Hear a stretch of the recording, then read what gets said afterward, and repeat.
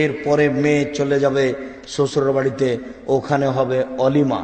এটা অলিমার রাত, সকালে খাওয়া দাওয়ার ব্যবস্থা হবে। শ্বশুরের বাড়িতে গিয়ে হবে বাসর রাত, বাসর ঘর সাজাতে হবে, এটাই সুন্নাত। বাসর ঘর সুন্দর করে সাজাতে হবে, কনেকে সুন্দরী করে সাজাতে হবে, এটাই শরিয়ত। আয়েশা রাদিয়াল্লাহু তাআলা আনহা বলেন, আমি আমার বান্ধবীদেরকে নিয়ে খেলাচ্ছিলাম, আমার মা আমাকে চিৎকার করে ডাকলেন আয়েশা, আমি দৌড় দিয়ে আসলাম। তখন আমার মুখে হাতে কিছু ধুলাবালি লেগেছিল, আমার মা পানি দিয়ে ধুয়ে মুছিয়ে একটা ঘরে নিয়ে গেলেন। দেখি সেখানে আনসারীদের মহিলা, ফাসলাহনা হালি, তারা আমার অবস্থাকে সুন্দর করলো। আসমা বিনতে ইয়াজিদ বলেন, কাইয়ান্তু আয়েশা তালি রাসূলুল্লাহ সাল্লাল্লাহু আলাইহি ওয়াসাল্লাম, আমি আয়েশাকে সুন্দরী করে সাজালাম রাসূলের জন্য। এরপরে আমি আয়েশাকে খোলামেলা দেখাবো আল্লাহ রাসূলকে, সেই জন্য আমি আয়েশাকে সাজিয়ে নিয়ে আসলাম রাসূলের কাছে। বিবরণে বোঝা যাচ্ছে নারীকে সুন্দরী করে সাজাতে হবে। বাসর ঘর ভাবি সাজাবে না, সাজাতেও পারে তবে ভাবির সাথে সাক্ষাৎ হবে না। খালাতো বোন ফুফাতো বোন বাসর ঘর সাজাবে না। তারা যদি বাসর ঘর সাজায় তাহলে সূচনাতেই জেনা। বাসর ঘর তার খালা, তার মা, তার ফুফু সাজাবে। এরপরে তাকে সুন্দরী করে সাজাবে। কনেকে সুন্দরী করে সাজানোর জন্য একাধিক সহিহ হাদিস, বিউটি পার্লারে যা কিছু আছে সব দিয়ে তাকে সাজাতে পারে। বিউটি পার্লারে ঢোকা হারাম, ওই মেয়েটার সামনে সে মাথার চুল খুলতে পারে না। বিউটি পার্লারে যা কিছু আছে সব কিছু দিয়ে একটা মেয়েকে সাজানো যায়। উল্লেখ্য যে বিউটি পার্লারে যে নেইল পালিশ আছে, এ নেইল পালিশ কোনো নারী নখে দিতে পাবে না। নেইল পালিশ দেওয়া নীতি হচ্ছে ইহুদি খ্রিস্টানদের পতিতালয়ের মেয়েদের বৈশিষ্ট্য হচ্ছে নখে নেইল পালিশ দেওয়া। ইহুদি খ্রিস্টানদের পতিতালয়ের মেয়েদের বৈশিষ্ট্য হচ্ছে নখে নেইল পালিশ দেওয়া। ইহুদি খ্রিস্টানদের পতিতালয়ের মেয়েদের বৈশিষ্ট্য হচ্ছে নখে নেইল পালিশ দেওয়া। নখে মেহেদি দিতে হবে, হাতের নখে তো দিতে হবে হবেই, পায়ের নখেও দিতে হবে।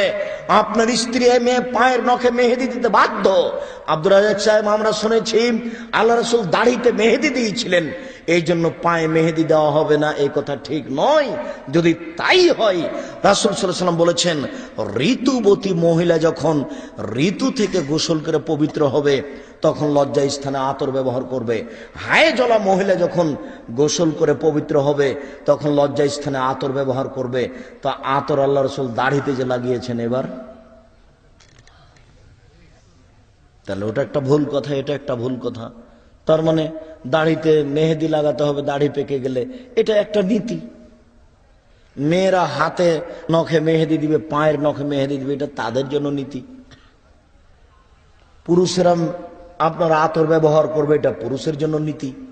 রাসূল সাল্লাল্লাহু আলাইহি ওয়াসাল্লাম বললেন নারীরা এমন কিছু লাগাবে যা দেখতে পাওয়া যায়, গন্ধ পাওয়া যায় না। নারীরা এমন কিছু জিনিস ব্যবহার করবে যা দেখতে পাওয়া যায়, গন্ধ পাওয়া যায় না। নারীরা এমন কিছু ব্যবহার করবে যা দেখতে পাওয়া যায়, গন্ধ পাওয়া যায় না। আর পুরুষরা এমন কিছু ব্যবহার করবে যা গন্ধ পাওয়া যায়, দেখতে পাওয়া যায় না। তারা এমন কিছু ব্যবহার করবে যার গন্ধ পাওয়া যায়, দেখতে পাওয়া যায় না। এই জন্য পুরুষেরা নখে মেহেদি দিতে পারে না, নখে মেহেদি দেওয়া হারাম। পুরুষের নখে, হাতের নখে, পায়ের নখে মেহেদি দেওয়া হারাম। শুনুন সম্মানিত উপস্থিতি, মহিলারা কপালে টিপ দিতে পাবে না, কপালে টিপ দেওয়া না যায়, হারাম। হিন্দু মেয়েদেরকে বিবাহ করার 10টি পদ্ধতি রয়েছে, তার একটি পদ্ধতি হচ্ছে রাক্ষসী বিবাহ। হিন্দু মেয়েদেরকে বিবাহ করার 10টি পদ্ধতি রয়েছে, তার একটি পদ্ধতি হচ্ছে রাক্ষসী বিবাহ। মেয়েটার বাপ বিবাহ দিবে না, ছেলে জোর করে বিবাহ করবে, তো কপালে টিপ দিতে পারলে বিবাহ হয়ে যাবে। কপালে টিপ দেওয়া প্রথা হিন্দুদের পক্ষ থেকে এসেছে, এই জন্য দেওয়া যাবে না। শুনুন, ভুরু প্লাক করতে পাবে না, ভুরু তুলে চিকন করা হারাম, এটা সৃষ্টির পরিবর্তন। ভুরু তুলে চিকন করা হারাম, এটা সৃষ্টির পরিবর্তন। দাঁত ছিলে চিকন করা হারাম, এটা সৃষ্টির পরিবর্তন। দাঁত ছিলে চিকন করা হারাম, এটা সৃষ্টির পরিবর্তন। আঁটো সাঁটো ব্রেসিয়ার পরে সে নিজেকে যুবতী দেখাচ্ছে, এটা হারাম। প্রয়োজনে সে ব্রেসিয়ার ব্যবহার করতে পারে, এটা তার প্রয়োজন। উঁচু স্যান্ডেল ব্যবহার করে সে নিজেকে লম্বা দেখাচ্ছে, এটা প্রতারণা, এটা হারাম। সে তার প্রয়োজনে স্যান্ডেল ব্যবহার করবে, সেটা ভিন্ন কথা। সম্মানিত উপস্থিতি, বিষয়গুলি খুব খেয়াল করে থাকবেন। এখানে আরেকটি কথা বলছি, নখ যেন বড় না থাকে। দেখবেন আপনার মেয়ের বাম হাতের নখগুলি বড় আছে, ও ধর্মের দাম দেয় না। আপনারও একটা নখ বড় আছে, এরকম কুনীতি কেন, এত জঘন্য নীতি কেন নিজে বুঝতে পারেন না যে আপনি মুসলিম? নবীগণের বৈশিষ্ট্য ছিল 10টি, সকল নবীর বৈশিষ্ট্য 10টি। এক কাসু সারেব, মোচ কেঁচি দিয়ে কেটে ফেলতে হবে, ব্লেড দিয়ে নয়। মোচ কেঁচি দিয়ে, গোফ কেঁচি দিয়ে কাটতে হবে, ব্লেড দিয়ে নয়। অফ লোহা, দাড়ি বড় করতে হবে, দাড়ি চেঁচে ফেলাও যায় না, দাড়ি ছোট করাও যায় না। দাড়ি চেঁচে ফেললে চোখের পাওয়ার কমে যাবে, দাড়ি চেঁচে ফেললে স্ত্রী মিলনের ক্ষমতা কমে যাবে, দাড়ি চেঁচে ফেললে সময়ে দাড়ি খোঁচ খোঁচে থাকবে, স্ত্রীকে খারাপ লাগবে, কষ্ট পাবে মুখে। বোকা মহিলাও তো বুঝে না যে দাড়ি থাকলে কি হয়, এই জন্য দাড়ি চাচার তালে গেছে। ও তো বুদ্ধি নাই, ও তো সংসারও বুঝে না, ও খায় পায়খানা করে দিন কাটায়, এই তো তার হিসাব। দাড়ি চেঁচে ফেললে ও পুরুষের সাথে নারীর সাদৃশ্য হয়ে যায়, এটা অভিশাপ।